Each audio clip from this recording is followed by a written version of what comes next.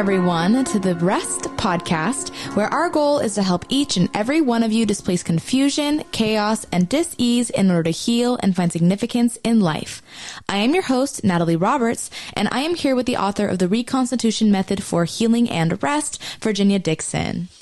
Good morning, Dr. Cowden. Thank you for joining me. Good morning. We are so thankful for the contributions you've made to this discussion of displacing confusion, chaos, and dis-ease, especially as it pertains to physiology and anatomy and the health facets of our Constitution. But I've never met a doctor that can speak to the spirit, the soul, and the body and the inner workings of those parts, especially as it pertains to healing, as I have you. So thank you so much for joining me again today, and just for being really the spine of R.E.S.T pertaining to healing the whole person. Thank you. Mm-hmm. I invited you to join me this morning because I wanted to speak to the connection between fear and cancer specifically. And I don't know why, but as we were starting this podcast, I thought it would be productive if you could please describe what cancer is. Because I think there's a parallel between how cancer just is everywhere, but how it develops and how it can grow in an organism. And I want people to understand what cancer is, how it develops, and why fear specifically is like adding fuel to the fire. Can you address that for us, please? Yes, about 40 years ago, there was a research done where they found that when they did autopsies on people that died in auto wrecks from 1 month of age to 80-something years of age, and they did fine slicing of their organs, pathologists did, they found cancer cells in every one of those people. Okay. So it didn't matter whether you're 1 month of age or whether you're 80 years of age, everybody's forming cancer cells in their body every day. And, the cancer cells can either be identified by the immune system and removed as they're forming, which then results in no tumors, and the tumors usually are the ones that cause the trouble. Or if the immune system is too weak, then the immune system can't find and get rid of the cancer cells as fast as they're forming, and then you do develop a tumor. Now, people can develop cancer because of a lot of different emotions. In my experience, the very most common emotion is anger and unforgiveness. Okay, but the second most common is fear. Okay, now if a person has anger and fear, then very often those two emotions are entangled together. So I'll give you an example. A person has a good relationship with, or thinks they have a good relationship with someone else, and that someone else does something that's just really hard to deal with. Not expected. Seems like it comes out of the blue, and it damages the relationship irreparably. And so that person that's experienced this feels that they have been wounded, and they have a lot of anger and a lot of frustration, at least, maybe even as well as anger toward that person because of what they've done that damaged the relationship. And they have a fear that same thing is going to happen with future relationships that they have that were comparably deep. And so the two emotions travel together forward in that person, causing eventually cancer or some other severe chronic disease. Now, when we have anger, that's an emotion. And when we have unforgiveness, that's a spiritual issue, but they're tied together. And either one can cause cancer. Likewise, when a person has fear, very often the emotion of fear, the feeling of fear, causes them to open up a doorway into their being that allows the spirit of fear to enter in and have a spiritual influence on that condition. And so then they have both, emotion and spiritual issues together when it comes to fear. Now, the spirit of fear doesn't like to hang around alone. The spirit of fear always wants to invite in some of his buddies. So then the spirit of deception and other spirits come in and join the party with the spirit of fear. And then that further creates the chaos, confusion, and disease. And, pretty soon you have a major mess in there on a physical level that resulted from mental, emotional, and spiritual effects. That's what brought it on. Okay, that was the trigger. The work of Dr. Reiki Hammer in Germany from 1978 forward until he passed away showed us that that emotions are very, very, very often the trigger that brings on a cancer. Cancer cells are forming in our body because we've accumulated toxins from the environment, not just physical toxins, but also electromagnetic toxins and emotional toxins and so on. And then at some point, that creates the foundation for which an emotional trigger can bring on the cancer fairly quickly. And cancers are coming on faster now than they were just 3 years ago because the injection that so many people have taken have profoundly suppressed their immune system and made them more susceptible to cancer. Dr. Ryan Cole, in his laboratory out in Idaho, found that after just 1 year of people taking the COVID injections, that there was already a 20-fold increase in endometrial carcinoma by pap smears. That's a cellular level of cancer. That's not a tumor level yet. And so we know that a lot of those microscopic cancers are going to become cancer tumors in the women that had those abnormal pap smears. And that's tragic, but it's a 20-fold increase is not just a little bit. That's a massive amount. And we're already seeing people developing cancers as a result of having taken the jab and all the other emotional turmoil that they're in right now, severe frustration, fear of death from the so-called COVID illness or the COVID shedding and all that other stuff. And so the combination of all that is increasing the development of cancers and the rate of growth of the cancers. And Dr. Cole calls the cancers that are developing now turbo cancers because in the old days, when a person would develop a cancer, they would go from the first diagnosis until death in about 2 to 3 years. But now a lot of people that develop that are being diagnosed with cancer are dead within 2 to 3 months. So it's increased the rate of the growth of the cancers by about 10 to 12 fold. And we need to be aware of that and do something about it. So, given the conditions with the epidemic that we're coming out of, and it looks like they've been announcing for some time we're heading into another one. So these pandemics of sorts, if you will, that's one factor. And the emotional constitution factor is another part of the disease. And as you know, because so many doctors refer me their patients, I don't diagnose, I don't treat, I don't cure. I work with what is there. And I help people navigate the confusion, chaos, and disease that comes sometimes with the practical aspects of their lives in dealing with these diagnoses. So, given what you just described,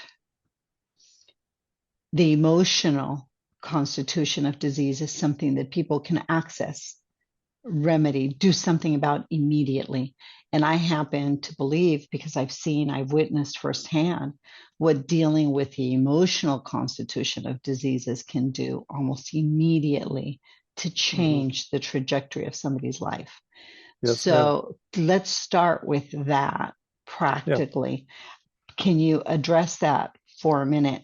Before you address that, for the sake of clarity, because I'm very consistent with our listening audience, talking about, discussing, commenting on the difference between feelings, happy, sad, confused, with emotions that are the expression of those feelings. Yeah. I tend to think that anger is one of those complex things. I personally tend to observe that a person harbors bitterness in their heart, and the expression of that bitterness, that unforgiveness, if you will, that feeling emotes in anger. So the emotion is a function of the body, the external, the limbic system. But Yeah. usually behind anger, and I just wanted to draw that distinction. You and I talk so often, right? But I wanted people to not get confused that anger is generally what we see people emote. It comes from their reactivities, their limbic system. But the root, the internal cause of that is unforgiveness, and it is bitterness, and it is fear. And those things are generally at the root of what we judge as emotions. Can you Yeah. expound on that a little bit, just for the sake of clarity? Yeah. The emotion of anger uh, is oftentimes not fully understood by people. I asked a fellow one time, do you have anger towards anybody? He said, no. I said, are you frustrated with anybody? Oh, hell yes. And so he didn't realize that those are just two parts of the same thing. Yeah, Okay. the annoyance and the Yeah, yeah, frustration is an internal cause yeah, yeah. of, yeah, That's the feeling. Okay. And then when they start raging towards somebody, then that becomes an emotion. They're it's I call it completely filled up their being, and now it's overflowing. Okay. And so then at that point, they develop much more trouble from that than they did just when it was a feeling. But I Um, like how you just explained that, because I think that's a good way to understand the distinction between feelings, which is an internal function negotiated by the mind, the heart, the will, the conscience of a person, the soul. But when that isn't negotiated, it isn't reconciled, it isn't processed, it isn't talked about, it isn't flushed out, there is an overflow into these other emotions that are perplexing. But what's interesting is we react to the emotions of what somebody's emoting, obviously, but we tend to react to those and don't delve into, wow, I wonder what's going on with that person. To that, one of my favorite words is wonder, to wonder what's behind that emotion. And we tend to either assault, fight back, or retreat, or become, there's an ambivalence that happens, right, in reacting to somebody else's emotions. And I want people to understand that we don't have to default to anything. We can wonder, we can ask questions, and yeah, thereby helping each other heal, I yeah, think, yeah, through these difficult transactions and these difficult times we're finding ourselves in. yeah. One of the things that I've often done in the past, when I see somebody emoting anger, I wonder, what their parents were like, and where did they pick up the foundation for that anger? Was it intrauterine, which I've seen on many occasions, Yes. or was it in early childhood? And so instead of judging them and being critical of the fact that they're emoting anger, uh, start just asking them some non-threatening questions.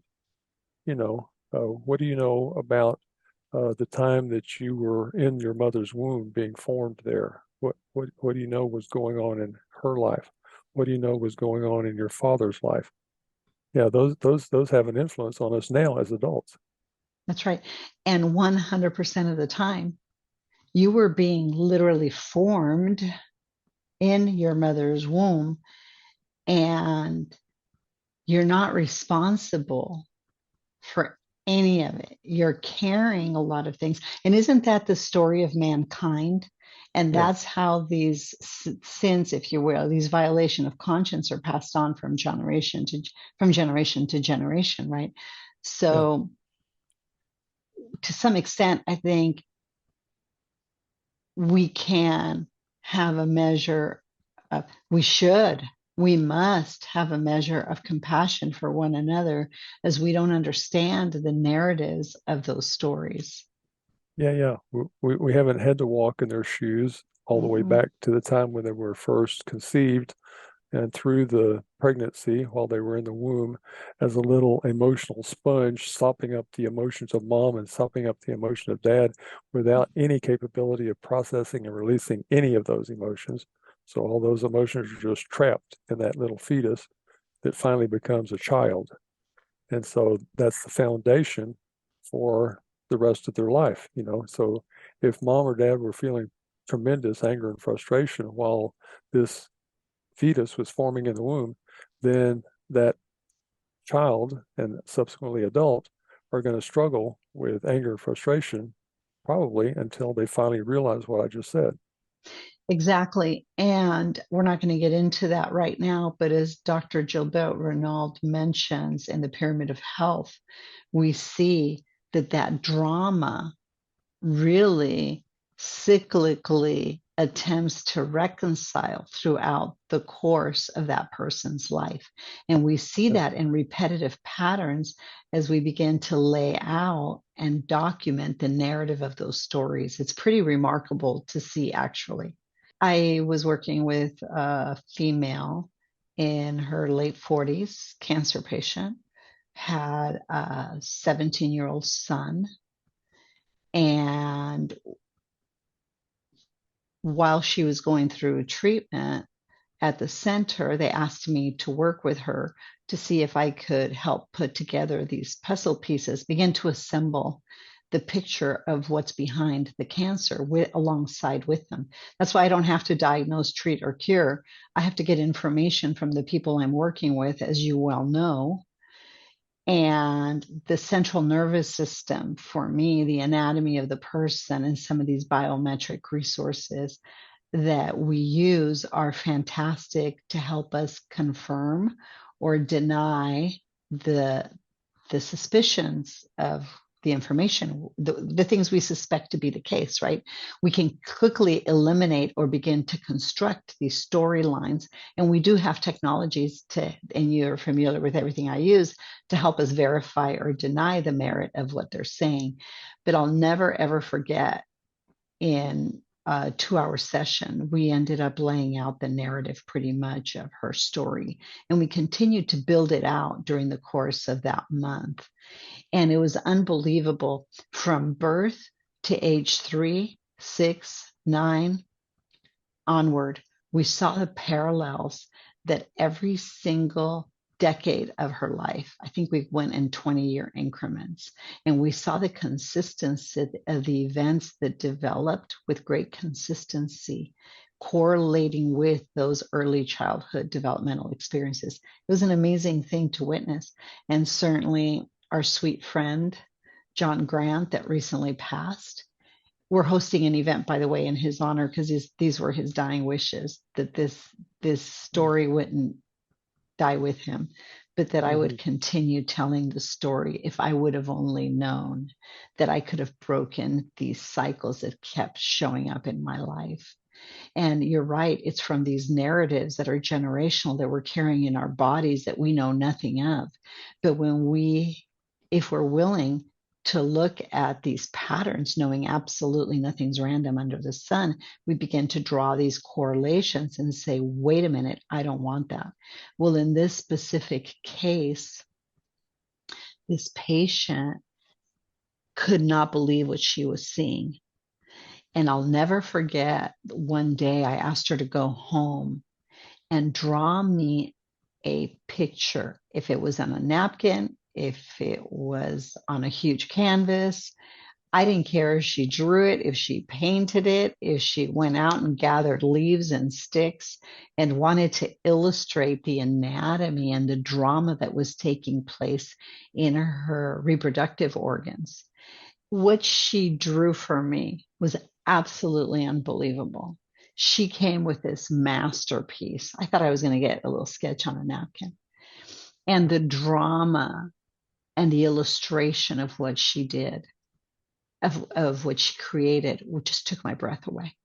And I remember asking her for her 3-inch stack of spreadsheets, diagnoses, meds, everything. I asked her for her file, and I threw it on the floor, and I spread out all the papers, threw them on the floor, and then I put her painting on the floor, her illustration, artist rendition of her condition, and I said, "There you have it. They both tell you a story. You're going to have to decide which one will dictate the narrative of your condition and where you go from here." And Dr. Cowden, as God is my witness, in 2 weeks, she went into full remission. And she left the clinic, had absolutely nothing. And this woman was tormented, lived as if every test result we got from Germany, from all over the world, we were sending stuff, but specifically Germany. She lived by that. It was her Bible. But when she got that information back, and I said that to her, she didn't say a single word to me. She said, "I'm going to think about this. I'm going to deeply think about this." And of course, I saw her a few more times. Do you know? Complete remission. Mm-hmm. Unbelievable. And I still talk to her today, by the way. And she said, "You got to tell the world about this. We can't stop. People have to understand this." And she and John and Jane Nightbird and, Leslie more recently, and a few people that I've loved and lived with have changed the trajectory of my life, and certainly the information I want to pass on to others. Yeah. You've changed their trajectory too. Well, and we're not going to die. We slip from one state of being to another. The question is, where do we want to end up? And I think not giving cancer that kind of power becomes instrumental in the narrative of our lives, knowing that everything we experience in time is temporary to some extent. But there's that quiet, still voice inside of us that says we were meant for more than this. And we see that something inside of us, we're going to transcend through this place. And I want people to understand the practical aspects of cancer, and fleshing out these feelings, these emotions, and connecting these dots becomes really important. And I love how you always go back to the womb, because that's where the real mysteries lie, in the narratives of our own parents' lives and what was going on with them the year before they conceived us, because that really makes up so much of our anatomy. In the old days, most people would develop cancer when they were about 50 or 60 years old. So the analogy that I would make to the patient is that they were living on the 50th or 60th floor of their multi-story building. And the building was swaying like this. And before they came to me, they were rearranging the furniture on the 50th or 60th floor. Wasn't making much difference in the swaying of the building.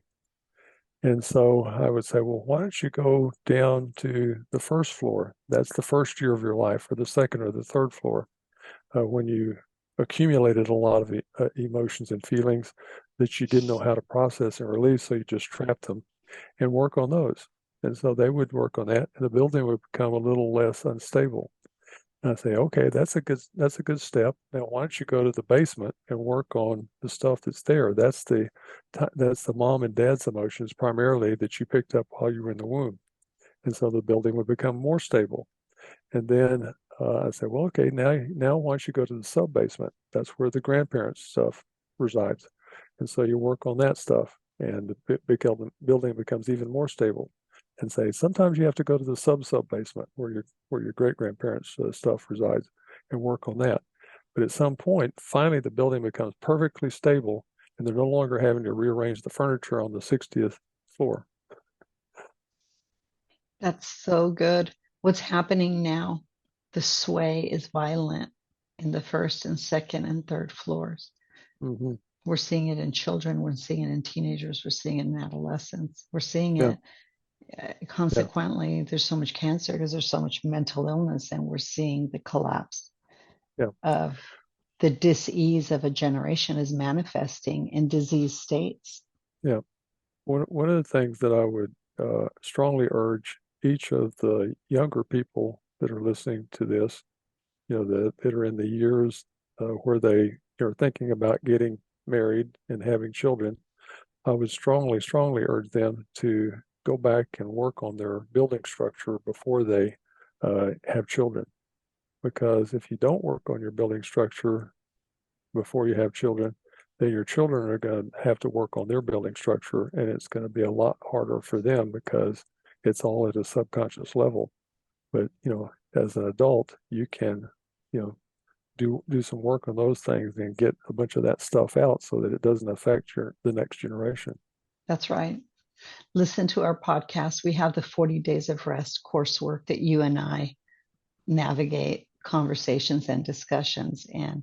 But beyond that, I want to encourage people that do have children, even if your children are in their, teens or 20s or 30s, 40s, 50s, 60s. It doesn't matter. If you're living and you're hearing this podcast, listening to this podcast right now, know that you can break those generational patterns with a conversation of, I never told you this, or I've been thinking deeply about this, or I just heard Dr. Cowden and Virginia Dixon have a discussion about building structures, foundations, as an analogy to the stability of my life and the trajectory of my life.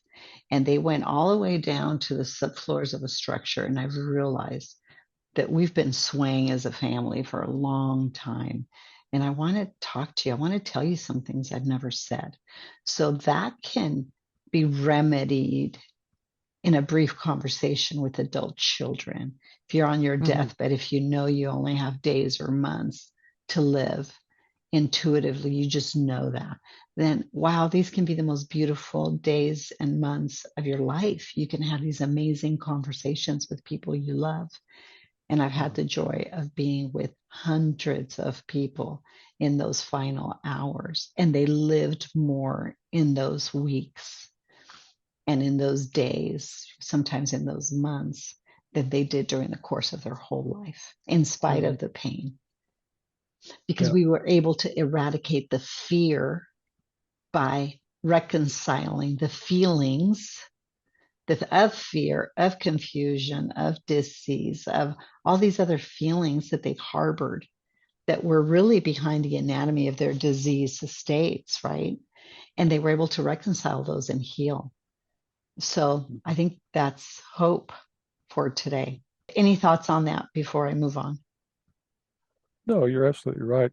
We can make a difference at any time. It doesn't have to be at a specific time in our life, but anytime we realize, oh, I should do something about that, then you have the conversations you just talked about, and can make a difference in the next generation.